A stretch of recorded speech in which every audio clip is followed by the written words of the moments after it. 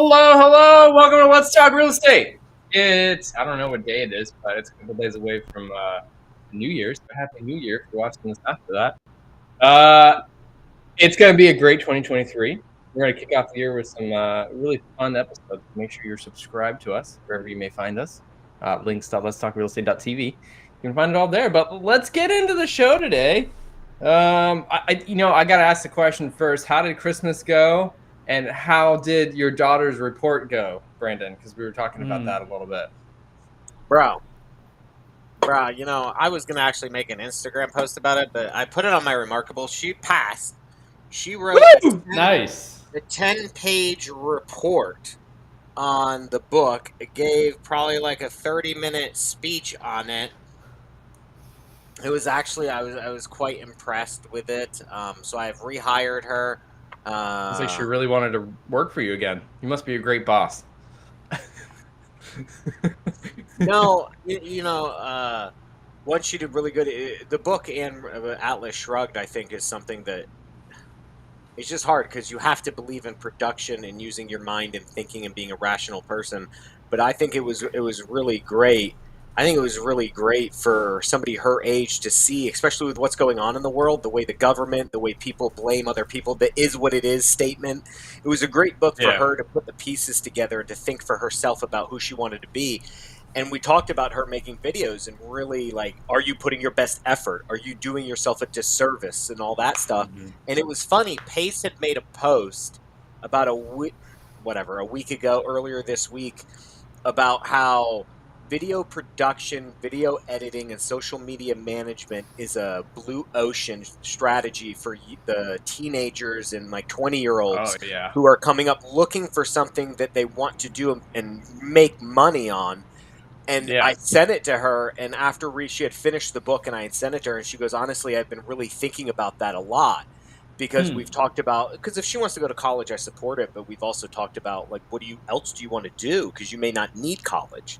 So it was quite interesting, and I think without that book, I don't think she would have really thought through that. So I think that's really cool that you were able to have those conversations and realizations through a book. I look forward to the day and age when my kids can read a book like that and we can have conversations. Yeah, I read the book simultaneously without her knowing, and so then I'd quiz her on stuff, trying to pretend. I pretended that it was all from my memory, but I was reading the book late at night trying to catch up. But, no, it was good. She did a great job. Nice. And how did your one thing they need, one thing they want, one thing they wear, one thing they loved it, bro? Read? We had no problems at all. Nice. They had a great Christmas. I talked to them afterwards. There was no price limit. I mean, they got a trampoline. One kid got a trampoline, another kid got expensive ass headphones, and then with just a bunch of like shoes, like rollerblade shoes, stuff like that. They were not disappointed. There may not have been a lot of presents under the tree, but they were excited to see what it is that they got. And then the handmade gifts were a big hit with the family. Nice. We handmade gifts for their mom. They handmade gifts for me. It was good. I think we're rolling forward with this next year too. So if anyone's going to do it, it's 4 gifts from Santa, from yourself, whatever. Something you want, something you need, something to read, and something to wear. And then all gifts for parents or siblings are handmade or nothing at all. We'll start a trend next year. # Papa P Christmas. And we'll see who gets. How was your guys' Christmas? Good? Yeah, it was great. A lot of time with family. Multiple days worth, like Christmas Eve, Christmas Day, day after Christmas. But all good stuff. It's nice to just chill and relax and family time. Exactly. Meanwhile, you got Carlos just in Miami. I talked to him earlier this week. He said he ate Chinese food. I did, yeah. It was interesting, man. I think it's kind of like a good perspective theme, which we're going to talk about a lot today. A big, like, high-level 30,000-foot view guy, but it kind of reminded me of the COVID days, the first year COVID days, because, like, I don't know, it was all FaceTiming with my family. I came home here. I've been sick for like a month. I'm actually starting to feel way better. I was about to say, you're sounding better.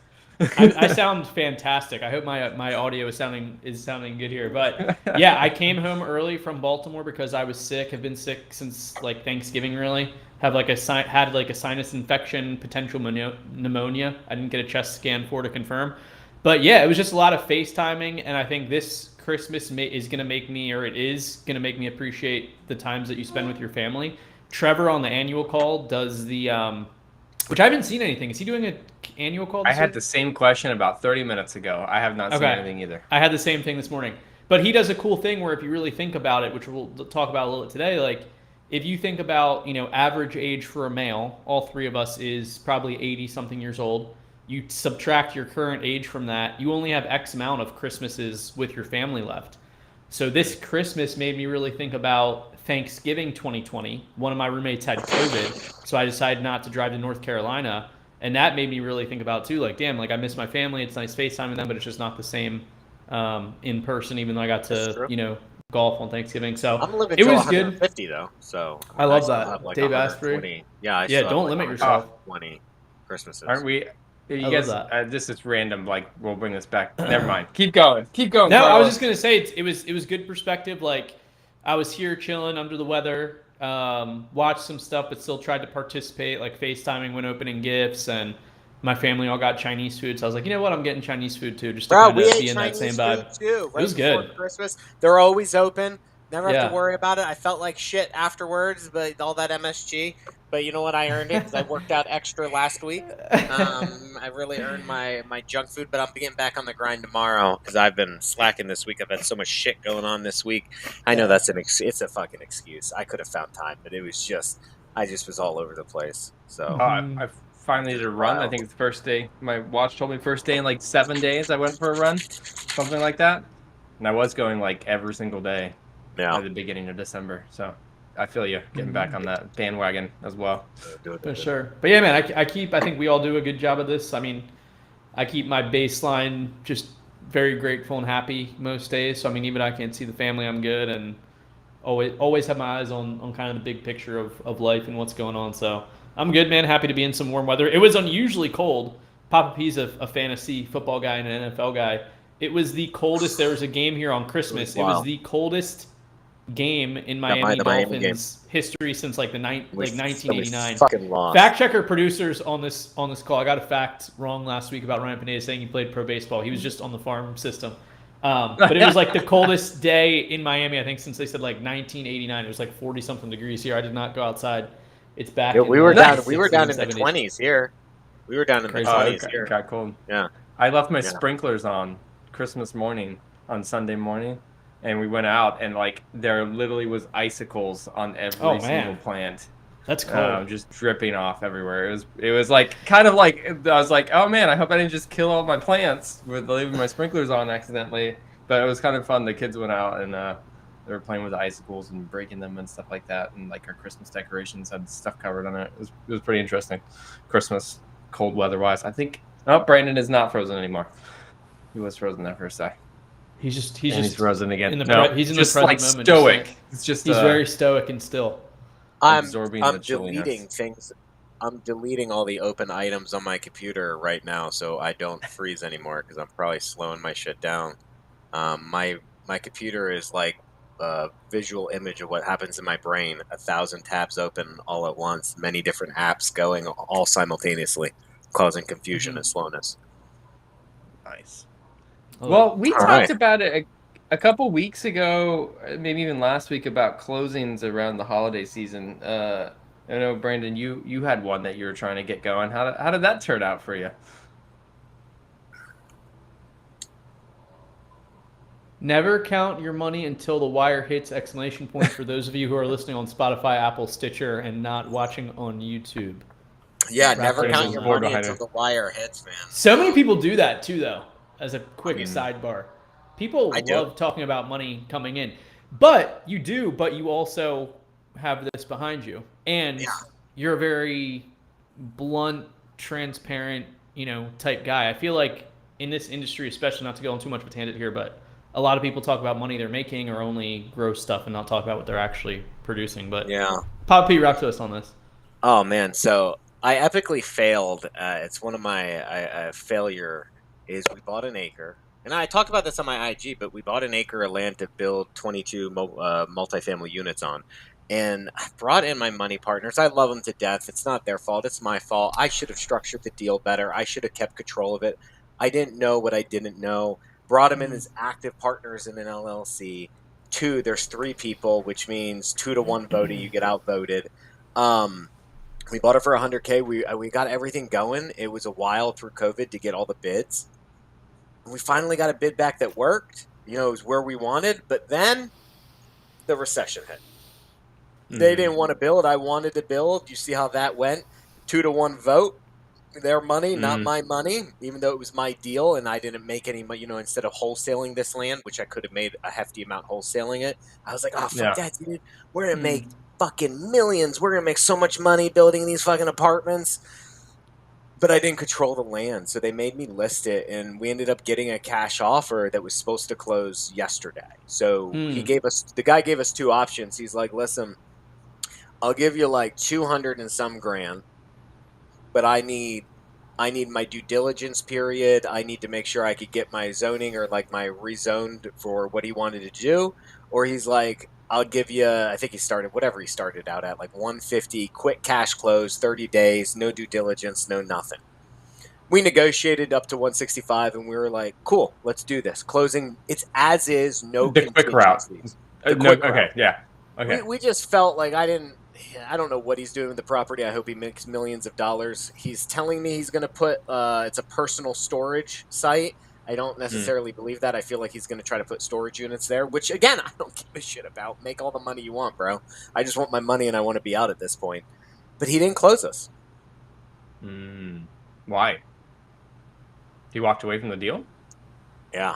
No, he didn't walk away from the deal. Yesterday, he was at the bank yesterday, and he was like, he called and he wanted to know, they drove by and saw a van on the property, and he wanted to know, had I have known of anybody living on the property?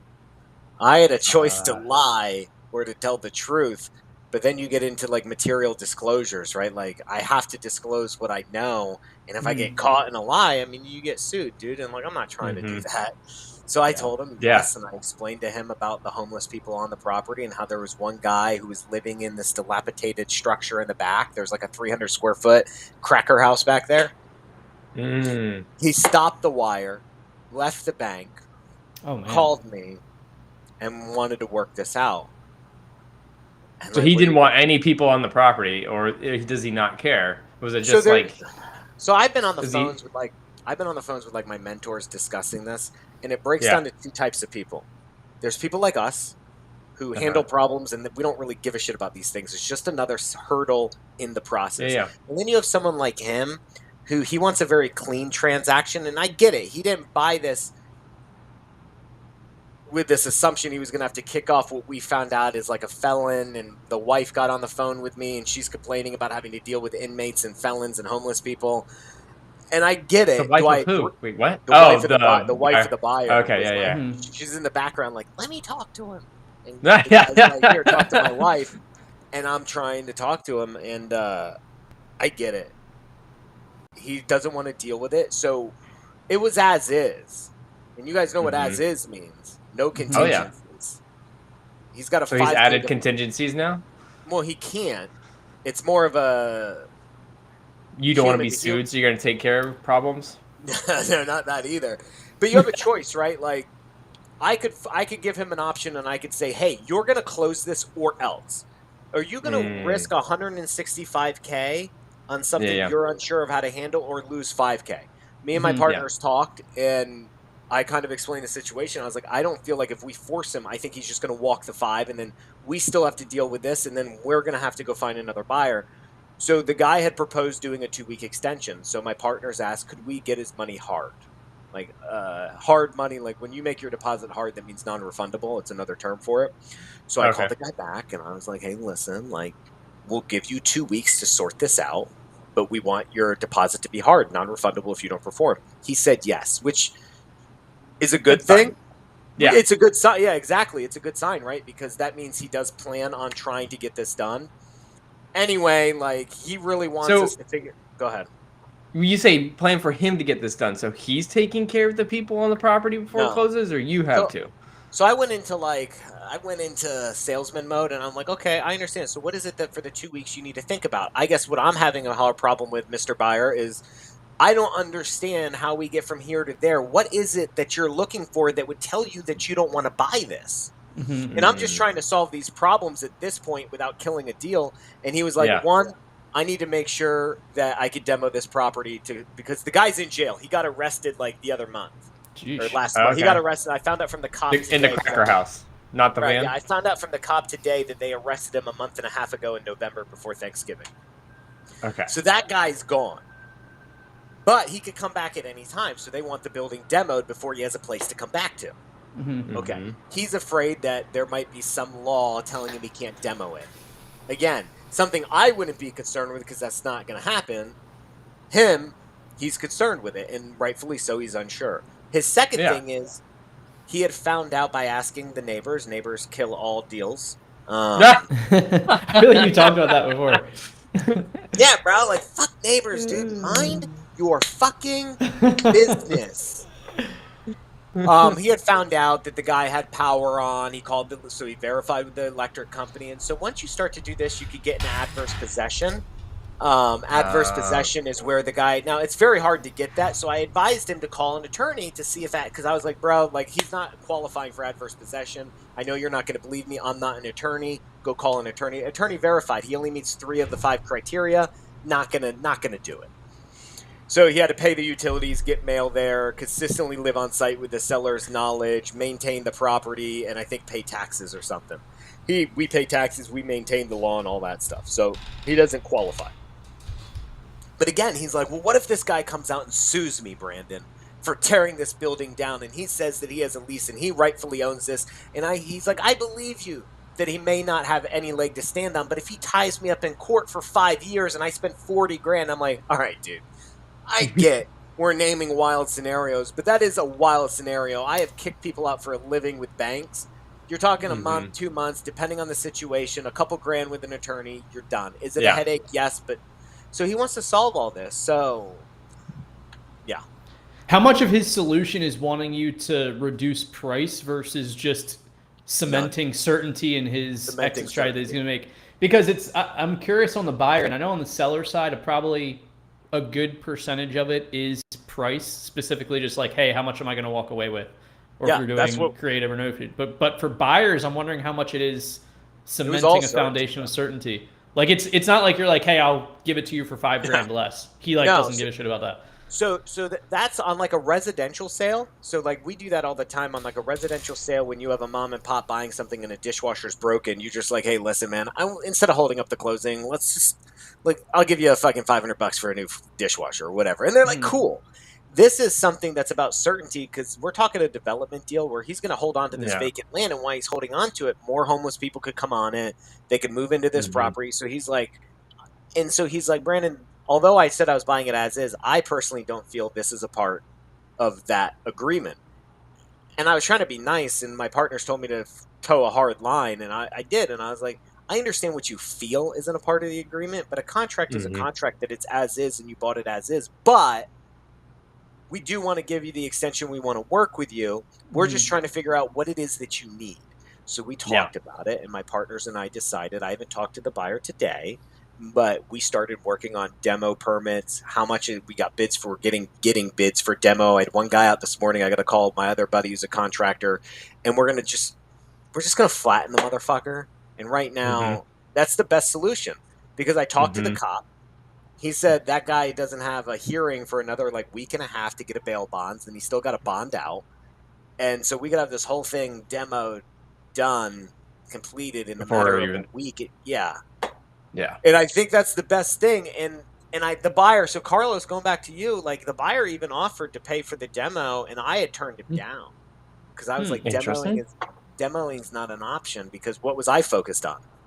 Getting it closed today. And so as all those vaporized, I reminded myself that he offered to pay for demo. So I'm going to call him today and inform him of all the headway we've made and talk to him about But it's only going to be a few grand. It's 600 square feet of total structures. It's 2 structures, wood frame. There's about 1,000 cats that I feel like if a tractor runs over, I'm okay with that. Like, just plow these 1,000 fucking cats cats. over. Bro, like, I don't know. If you followed me a year and a half ago when we bought the property and I was on site at it, like, dude, I was getting overrun with cats. There was, like, fucking cats everywhere. Just fucking cats. And I went there today because I had to take pictures of the meter. Because when you demo, you got to get the electric line removed so you don't have a live wire. So I was trying to get the meter read, and I was like, it was like I was cat lady. These cats were like fucking coming up out of the bushes on me, and I'm like stepping, and I'm like making sure I don't want to get bit. I don't know what these things are doing. One of them's trying to have babies next to me and shit. Feral cats are pretty crazy. Yeah, outdoor. Obviously, somebody's feeding them though. Bro, so when I went there this morning, I brought my dog with me. I brought my trained Belgian Malinois. She had cleared the way for me, but when I went back to get the meter, I didn't have her. But this morning, she cleared the path. There was nothing got around me, nothing bothered me, and she inspected all the bushes, and she's like circling me, and all the cats dispersed. And I was like, "Do your job." That's awesome. Oh man, that's pretty awesome. But anyway. Never count your money. I mean, we'll get it closed, we'll make the money, but it's like, it's one headache after another. And my wife reminded me that this is not true. We actually... What? Yeah, you want to know how this is not Mama true? P? Mama P reminded preach me it, Mama P. that we had a deal where we made $55,000 wholesaling a deal out Port Orange out on the coast. The wire hit. Everyone signed, the wire hit, everyone signed, the wire hit, we got the money in our account. Before they released the seller's funds, an ex-wife walked into the title company with an attorney. I remember you telling me about that one. Yes. And said that I am entitled to this property. And the attorney said to the title company, if you proceed with this closing, we will file suit on you. Title company did not send the seller his funds, called me and said I needed to send the wire back to them. And obviously I did. It sucked. Yeah. I'm friends with the title agent. We use him all the time. I've known him for years. And I was like, Ryan, God, fucking damn it. And the funny thing is like, the title company was worried I wasn't going to do it. My guy wasn't, but his bosses were, and they were hounding me. And I was like, bro, like, I'm out. Like, I will do it tomorrow. And they thought I was just lying and pushing it off. So I had to send them a photo of me at the bank sending the wire to prove to them that I was sending them their money back. So, yeah, and then we ended up not closing the deal. The guy fraudulently signed an affidavit saying that he was single or something, that he had nobody else who owned the property. He was trying to scam everybody to get the money. And he lied to us about the ex-wife was going to leave after, so we were doing a post-closing, all this shit. The buyer was worried because, am I getting my money back? Buyer got his money back. Seller, whatever happened with him and his wife, and we got no money. So sometimes even this doesn't work. My word. I'll tell you what, after this podcast, you can either tune into John's Turtle and Bear podcast or Brandon's horror real estate horror stories podcast. It's something, man. But yeah, it sucks, dude. I would have made a lot more money on that land deal, like, had we have closed it. I just thought it was important to post because it's like, like everyone sees you posting, so you would have seen me posting my plans, the architect plans, me at my meeting with the city, me walking the property, talking about making all this money and gonna build these units. But then had I sold this, you would have just thought, oh, Brandon developed all that property. And I was like, fuck no, I epically failed at this, bro. Like, this was my first failure in building multifamily units. But I learned to always control the deal. Never let anybody else be able to outvote you on the piece of land. I should have owned the land and then financed the rest of it, or at least syndicated it where I had full control of the deal instead of doing an active partnership where they had voting rights. Because in syndication, there's no voting rights for your investors. You syndicate the deal, they only have equity shares. They don't have any of the voting shares. They're limited partners. I didn't structure it had you not done that, maybe you probably would have done your mobile park wrong. Or no, I would not have done that because I had a good mentor called Tim Bratz who informed me of everything I needed to do. I speak very highly of that mastermind, the Legacy Wealth Mastermind. That came in mentorships and life lessons. They'll teach you everything you need. Yeah. That was a big part of your 2022 Papa P, as we talk about kind of like year end and everything like that, like masterminds. Like I remember even before we started the show, you talking about wanting to get into like bigger rooms to force yourself into like bigger thinking, bigger deals, bigger identity for yourself. And that's why I love this time of year. Naturally, just humanity in general is in an interesting time where it's very reflective of the current year, everything that's happened this past year, while you're also kind of thinking of like, man, what do I need to do next year? As business people, entrepreneurs, this is kind of like a natural thing. Once you've been in the space, you're always thinking about like goal setting in whatever forms or methods you go about. Even civilians, though, like non-entrepreneur, not non-real estate people, lovingly call them civilians. They even have New Year's resolutions. Typically, they're around health and like health, losing weight, maybe picking up one habit, reading more, quitting smoking cigarettes, or something along those lines. So it's a very exciting time where everybody, humans in general, are kind of in this state where they're like, man, all this stuff happened in 2022. What do I want to do in 2023? So it's always interesting how people are wired differently, kind of how they go about what do you want to make, like, what do you want to create? Who do you want to be in the next year? So I figured we'd kind of jam on that, and we can start with 2022 recap. Few bullet points I want to hit with you guys, and there may be some overlap, but I was watching a Drake interview this week on YouTube. The rapper Drake. The rapper Drake. Love the rapper Drake. Can get some laughs, anything like that, but I appreciate people in all walks of life. He is like one of the most streamed, monetized musicians of literally all time. Yeah. Yes. A decade, 15 years, he's been on top of his specific industry. So there's two interviews. This was a very short one that I recently watched this week.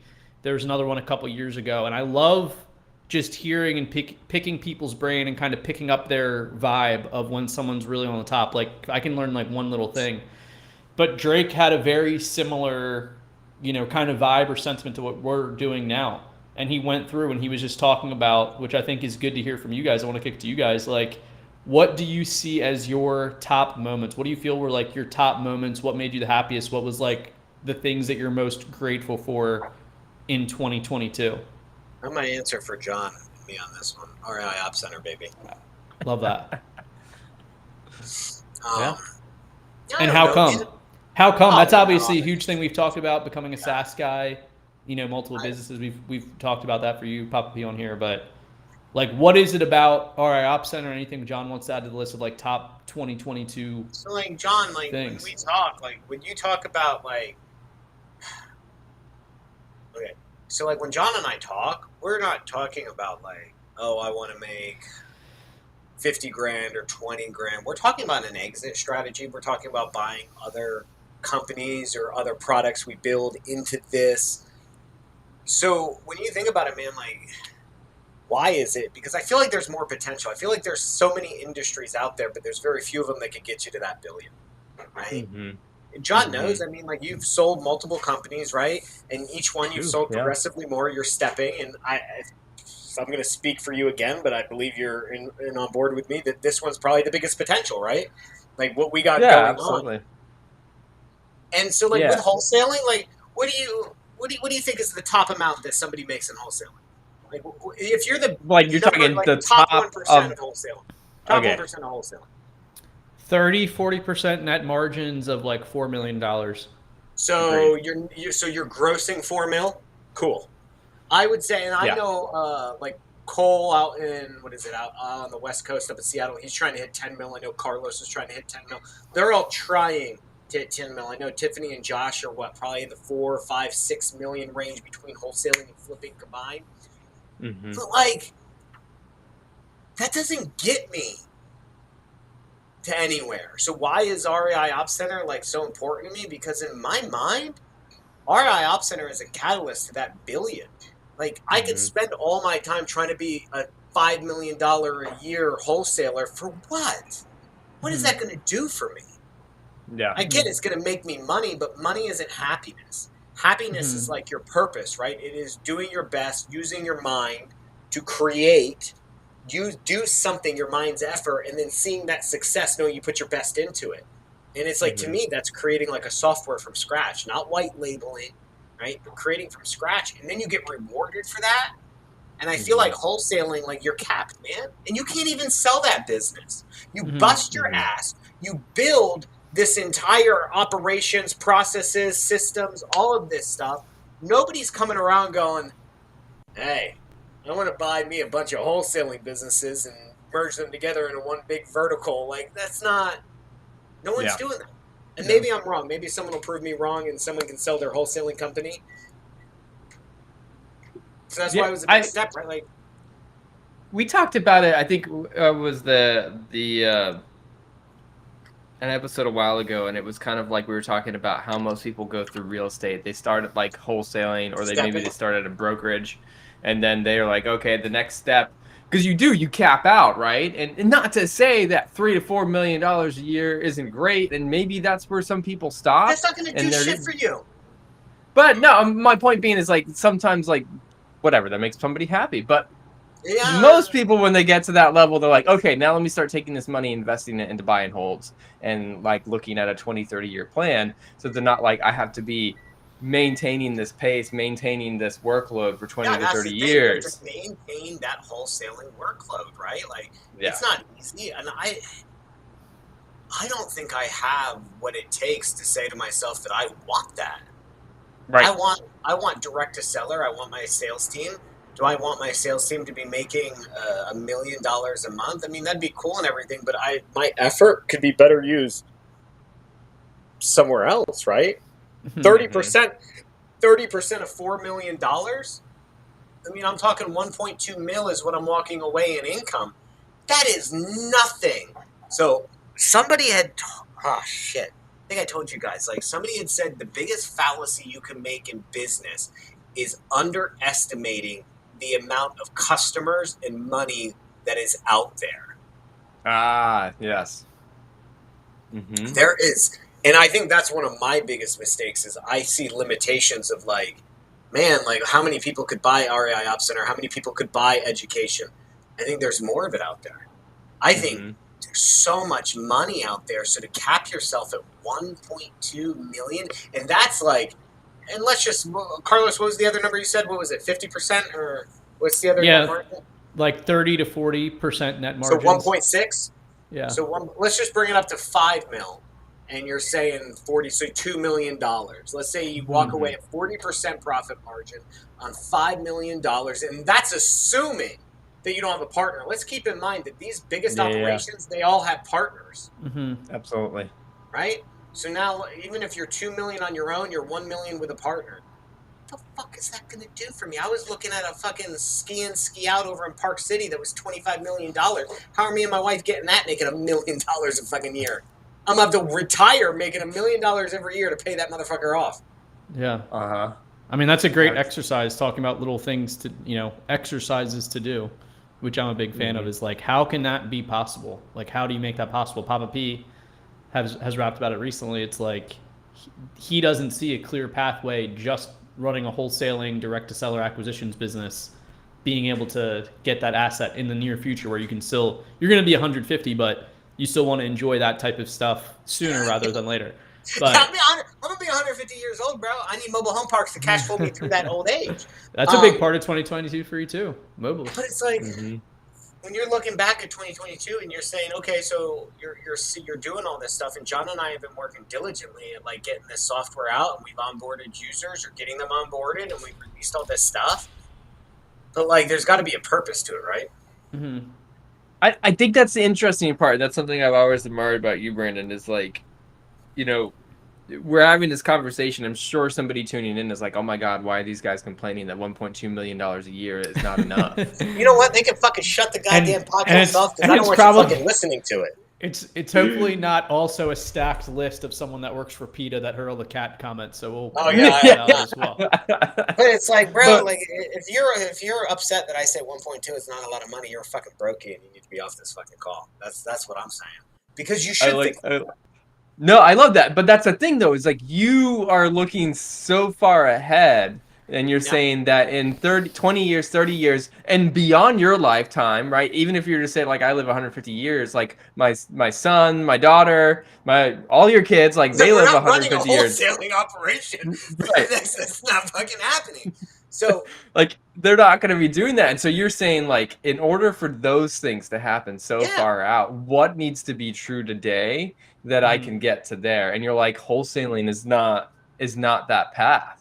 It's not. And I don't think that many people will have that kind of looking ahead, and it's a great time to kind of do this. They want the fucking money, and the best part is they can have the money because I don't think the majority of people are intelligent enough to run any other business. You don't need to be intelligent to run a wholesaling business. You just need to be a hustler. Morals come into effect there. You could rip a lot of people off. Real estate is wide open for people to scam people. Only, I guess at any echelon you could be a scammer, but I just feel as if I realized it sooner than most that as I was fighting my way to making, even the 6 figures a month that we were doing in wholesaling, I was just like, I don't see this. So I was chasing, so all I was doing was chasing money.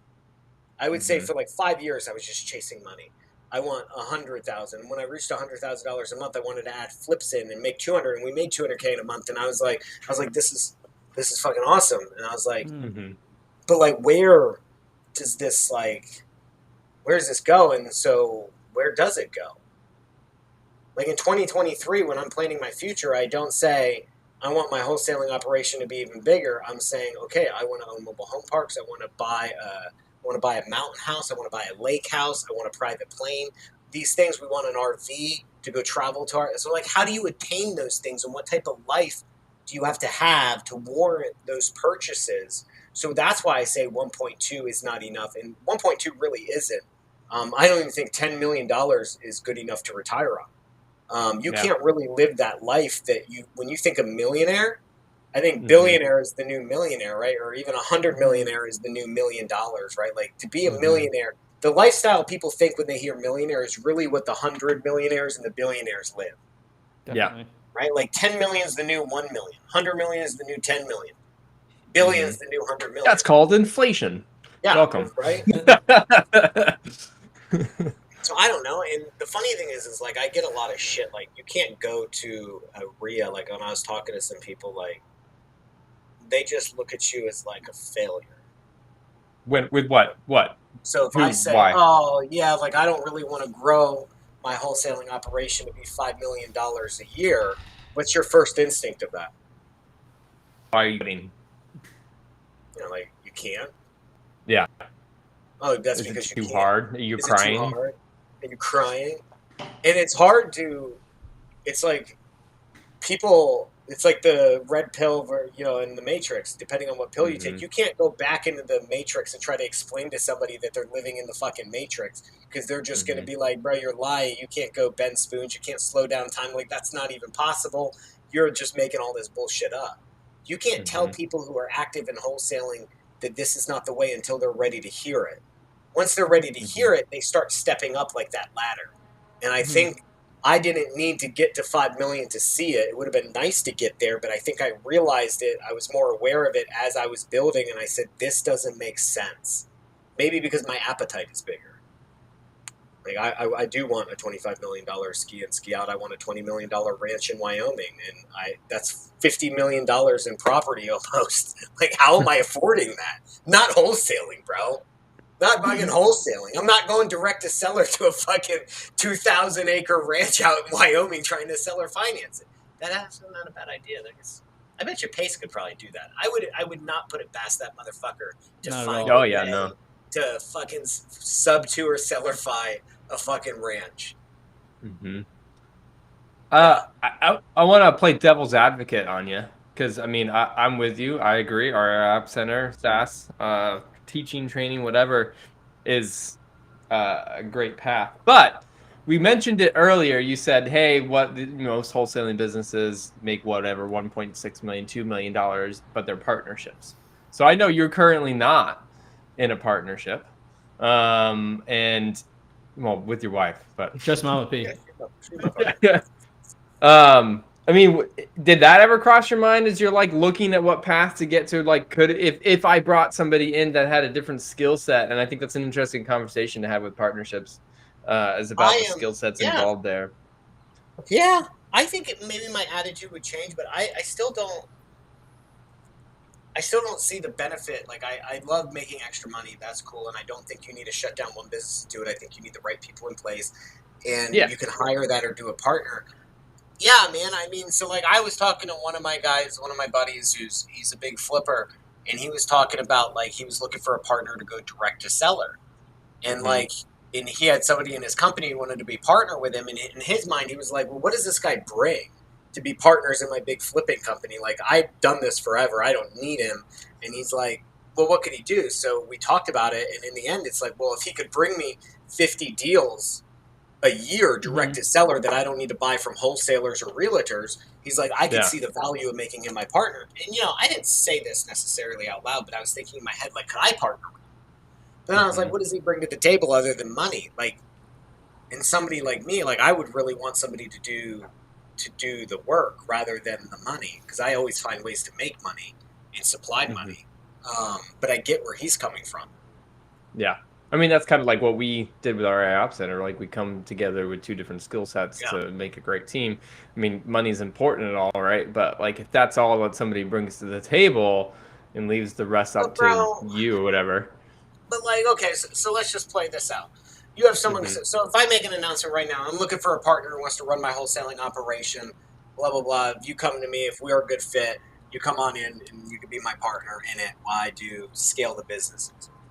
Everyone's going to say they could do it. How do you know they can? And then they're all going to want 50% off the bat. How many people do you know today are willing to work for that privilege? Right? So, like, Not many.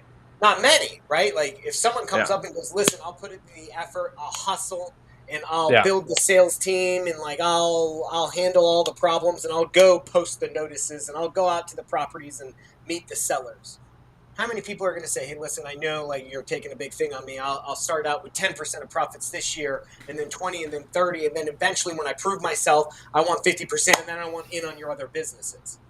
And that's not Maybe. something I would say no to.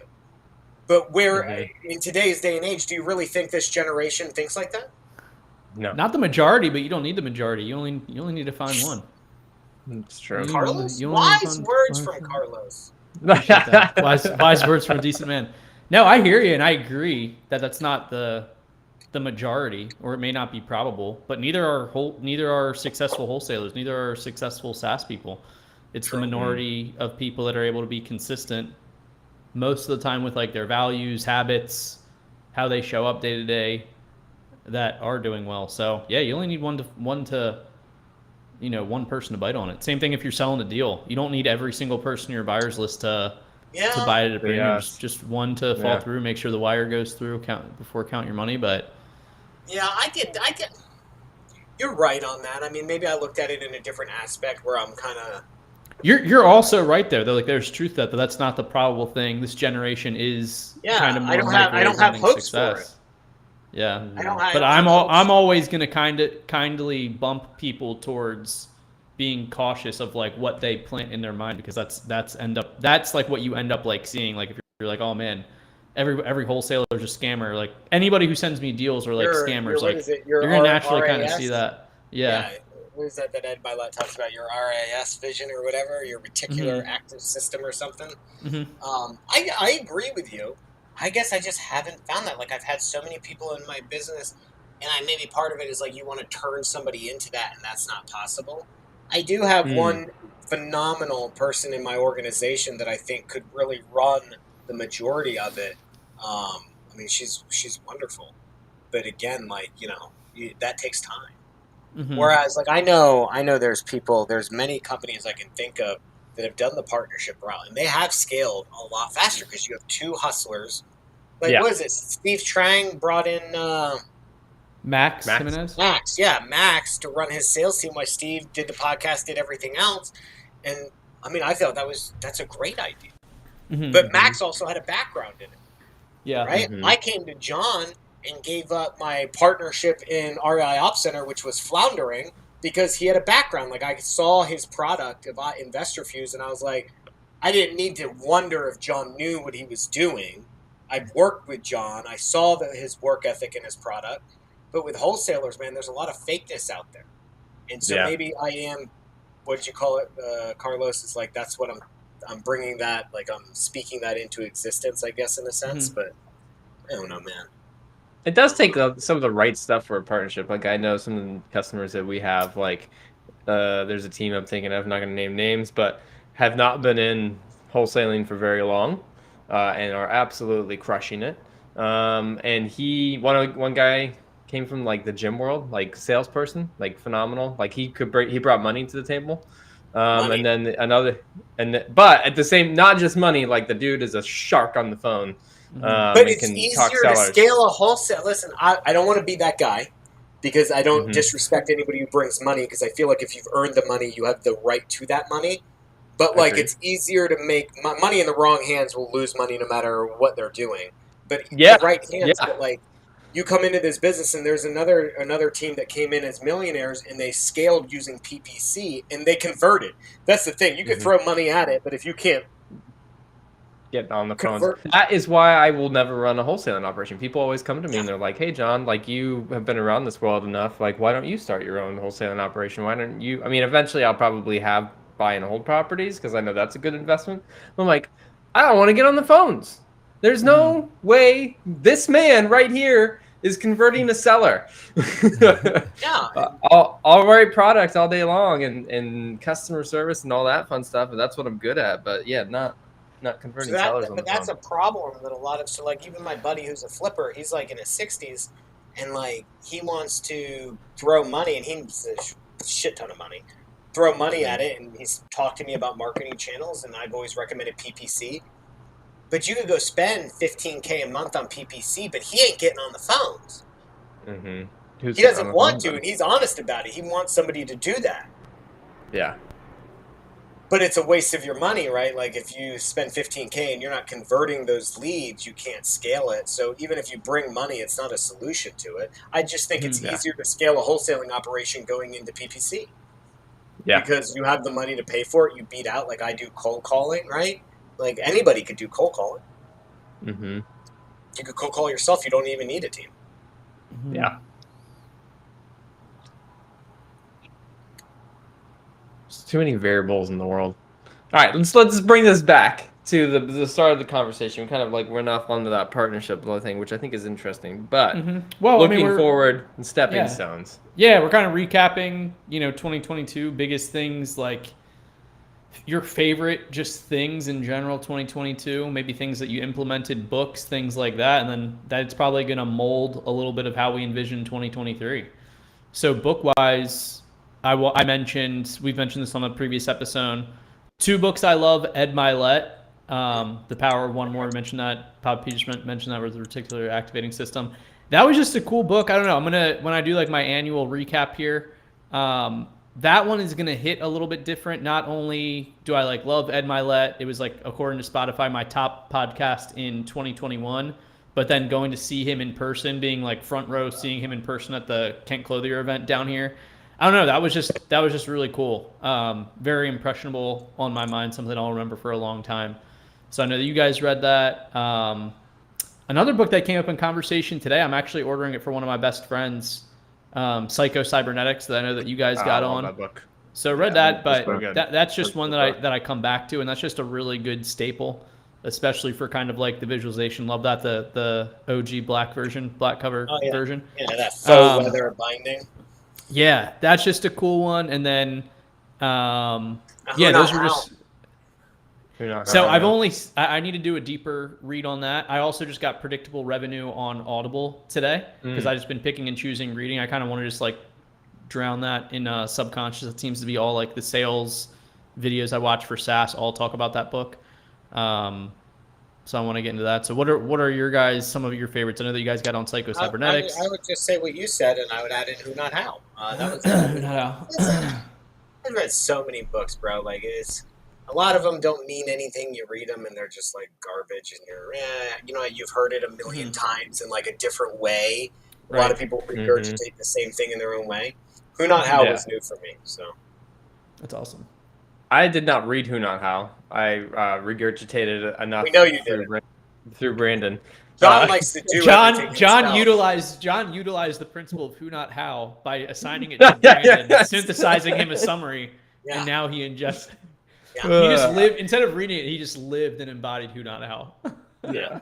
I honestly did not read a lot of books in 2022. I did read Cybernetics, and that was certainly one of my favorites. I've been reading some positioning books as well around like how to position a product.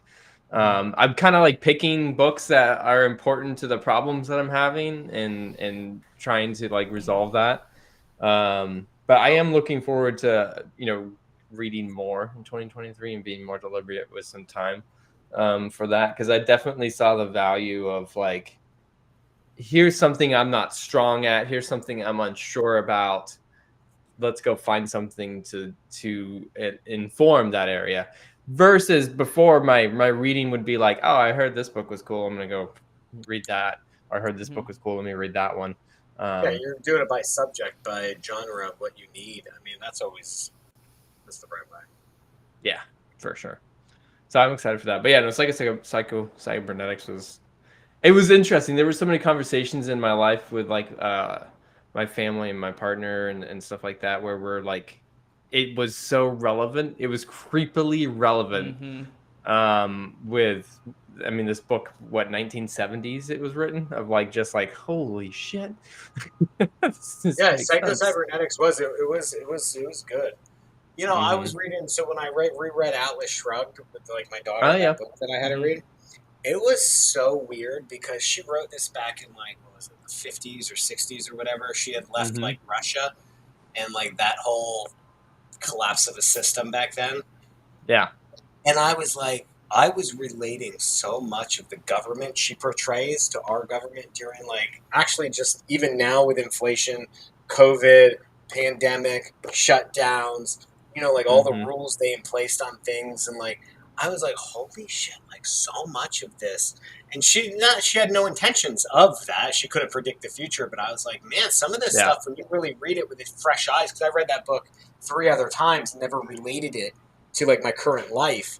And now I am, and I'm like, wow, like. You never cross the same river twice is such a true quote. When you never, like when you're at different points in your life, you watch like you rewatch a movie, or read a book, it hits a different way. It hits in a different way. Like that happens with movies all the time. I recommend that book to anybody, but it takes a certain person to want to read that. Yeah. Well, I feel like January, I almost want to space out episodes a little bit, because I know myself, I'm going to be talking in January a lot about like 2023 as a whole, as far as like what you want to identify. I do want to talk on this episode a little bit about 2023, kind of getting down to brass tacks here, close to the hour mark, of like what we can look forward to, what people listening to this episode can look forward to in 2023 to just overall do better in business. Whether that's converting leads. Raps me, John, you got something. Oh man, did you guys watch Alex Ramosey's video that he sent out yesterday? Dude, I was going to slack it. I was going to slack it. I don't want to blow up the channel like if I'm sending like too much stuff. Send it. Now I don't know what's happening. Is it on dude, YouTube? That was so that was good. the most concise video about AI that I have ever seen. Oh, amazing. That one? Yeah, I saw him talking about 100%, man. It's like a 15-minute video. And I also love that he's so into it, because his character being like a Warren Buffett, Charlie Munger, live as cheap as possible. It's interesting that someone like that is so bought in on AI. Like, if you don't adapt to AI, you're dying. Where more people that are like crypto focused or more future thinkers, like those are the people you kind of expect. When it's someone like Hormozy that is like, very, not ancient, but just very old school, I would say, in his tactics and what he places importance on. When I saw that, I'm like, I like literally sat down after work. I like cracked my neck out, got like a drink, and literally just had it on my YouTube. I constantly have YouTube in my living room just with like podcasts and stuff, like literally on rotation. But I actually like sat down and like focused for that. Thoroughly enjoyed that one. I'll watch it. The way that he associates what has happened in AI in the last just 30 days to such groundbreaking like technological, like as the Industrial Revolution, as like the iPhone type deal. He's like, it's here now, but not only that, but it's going to happen faster than any other revolution that we've seen before. Yeah, it gave me like watching it gave me a lot of excitement and anxiety at the same time. Yeah. Right. Come on, That's get the the thing, fuck out of and here, like, dude. They're gonna take over the fucking world. well, that's the thing, and he keeps bringing up like there's a bunch of clips of Elon Musk in there, and then the guy from ChatGPT, the CEO, I forget his name, but talking the CEO about of like ChatGPT. this will be I mean, they're going towards the singularity, but like this will be the most important things that humans invent, and we must do it incredibly carefully, or crazy things will happen. Have you not watched any movie in the sci-fi genre ever? No, I have. I've watched them all. There is no way this is ending good for humans at all. Like, this is the dumbest thing ever. But that's our biggest downfall as humans, is our curiosity. Curiosity And kills the cat. that is what Alex said, is like it cannot be stopped right now. No, so it you can't. either have to get on it. It's greed and curiosity, man. You combine those two together, there's no stopping it. Yeah. So, Pop P, have you not seen the video, or should I not say any spoilers right now? I have not seen it, so don't spoil it. I am going to hold my spoilers. Can we add that to the agenda for next week, producer in my ear? Yeah, I think we can. Well, next week we have a special guest coming on. Oh yeah, tell us about that, because that's going to be 2023. Yeah, Reed's coming on next week from Equity Cash Offer down there in Dallas, Texas, with Donnie and Omar. And I've JV'd with them on many deals, and they run things a little bit different. And I JV a lot of my deals, 90%, unless it's in my home market here.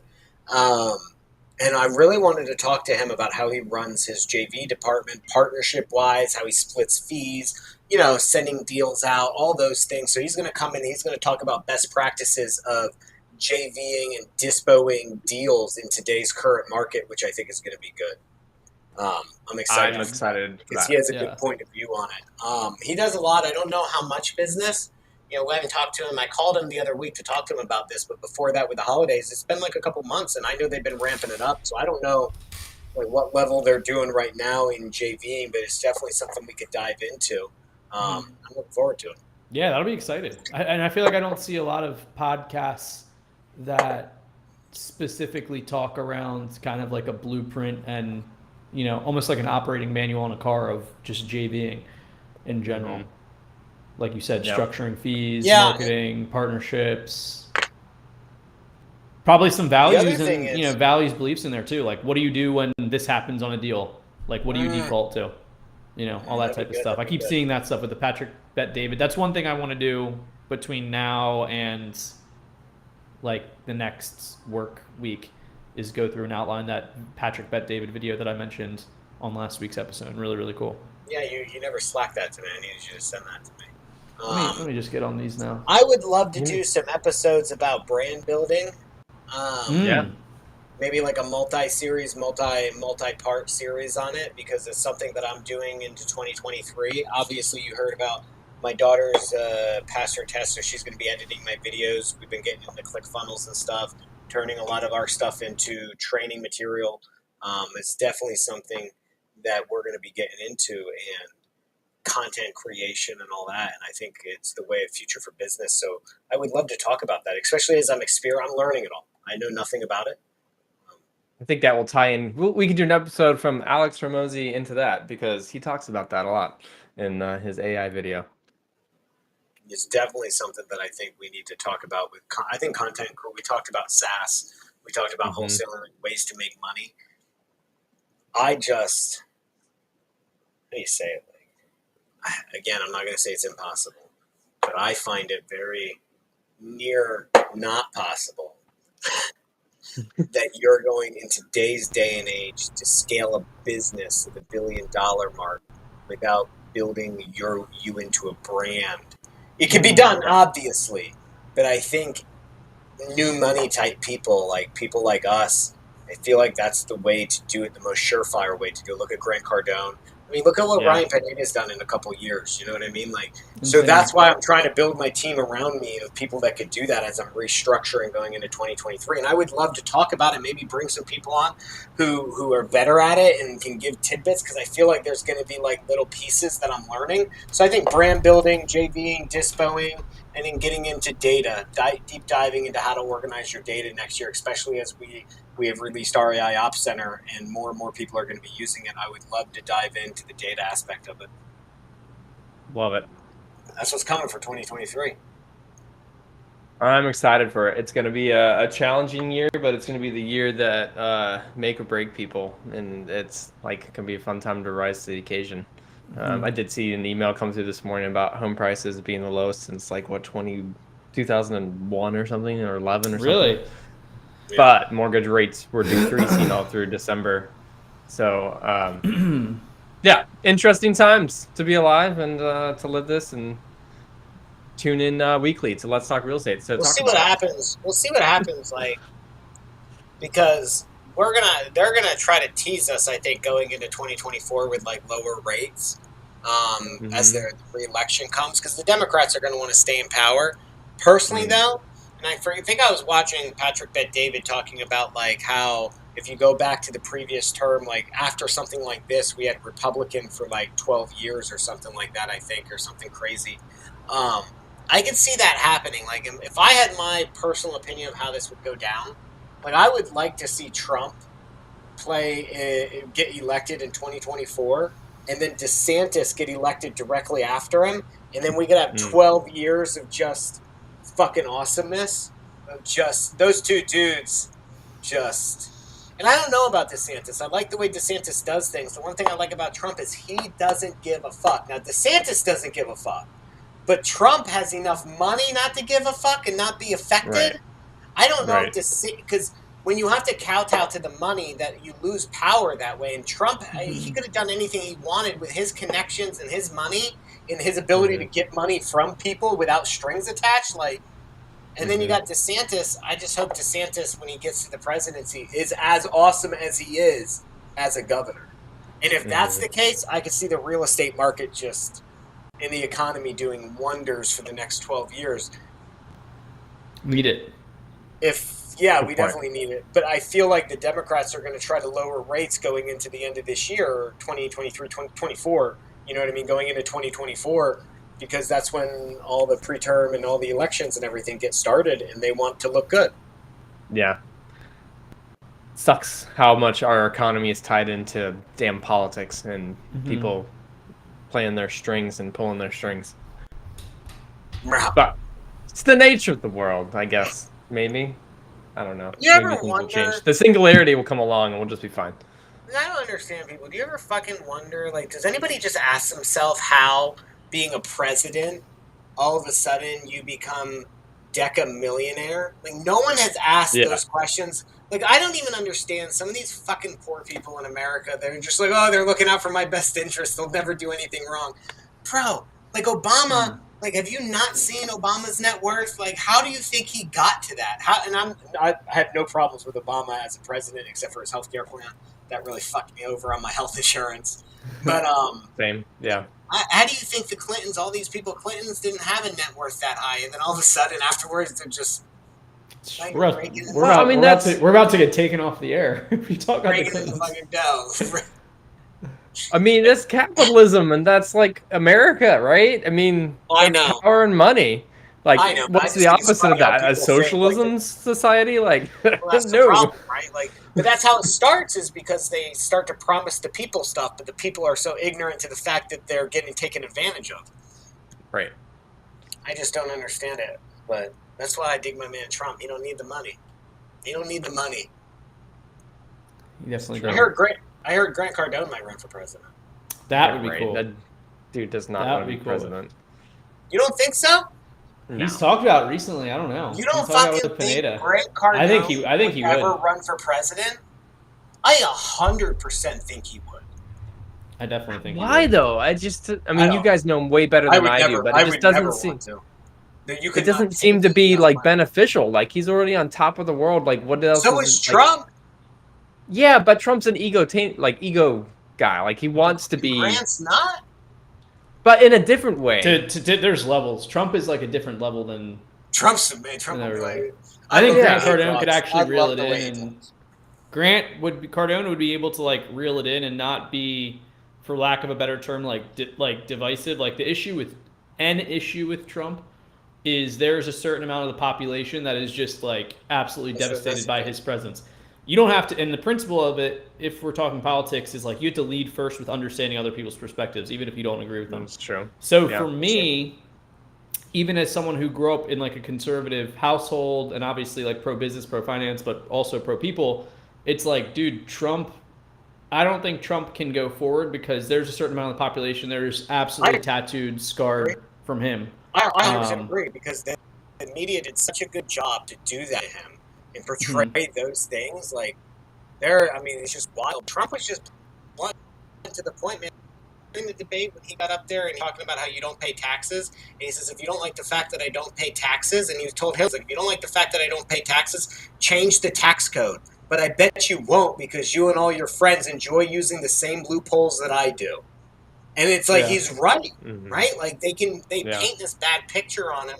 But I agree with you, Carlos. Like, I may love the guy as a real estate person. I think he was in Home Alone. I mean, who can't like someone in Home Alone? Yeah.